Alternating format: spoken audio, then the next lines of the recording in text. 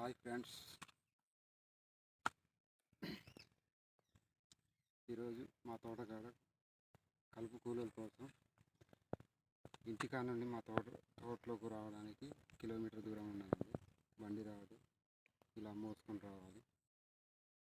దయచేసి మీరు నిజమైన రైతులైతే